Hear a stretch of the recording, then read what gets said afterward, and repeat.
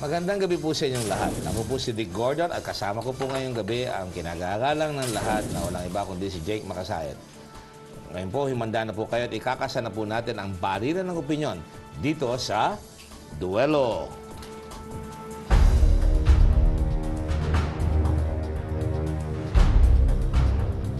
He was on his way to Manila Hotel, where he holds office, riding on a white Toyota Revo with plate number WES 294 with our longtime family driver, Manuel Corbito.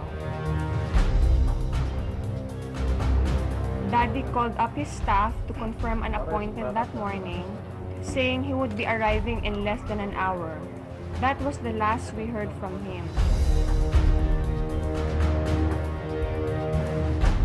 If his abduction indeed is linked to the current national troubles, then we beg whoever has him, please set him free.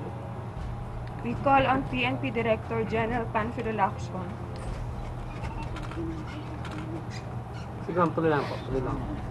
to help us.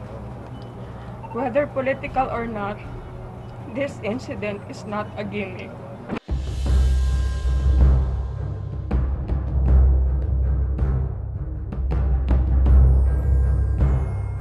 Simula pa noong taong 2001, magpahanggang ngayon na ako ay nagtatalumpati sa inyong harapan, ay patuloy kong sinusustentuhan ang mga pamilya ng dati kong mga tauhan. Sama na dito ang mga pamilya ng dating Police Senior Superintendent Michael Ray Aquino, Cesar Mancao at Glenn Dumlao, hanggang ang dalawa ay napauwi dito sa Pilipinas kamakailan lamang. Namin din ni Mancao, nung ginagawa yung affidavit niya noong 2009, nandun yung mga taga-DOJ. Nung tinanong namin, kanino ba nanggaling yung word na bigote doon sa affidavit mo?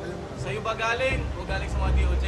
Sabi ni Mancao, sa akin po galing, sir, yung word na bigote sa affidavit ko. Kung totoong manufacture ako ng statements, siguro yung mga taong involved dito, kung manufacture ako, matagal na nakakulong. Kung sinang mag-receive? Yung naka-duty, kung pwede yung naka-duty? Oo, ikaw nga lang. Ako po lahat ang sumasalo sa problemang wala naman akong kinalaman. That plain, that simple. Why should Senator Lacson be different from any other Filipino na may warrant of arrest?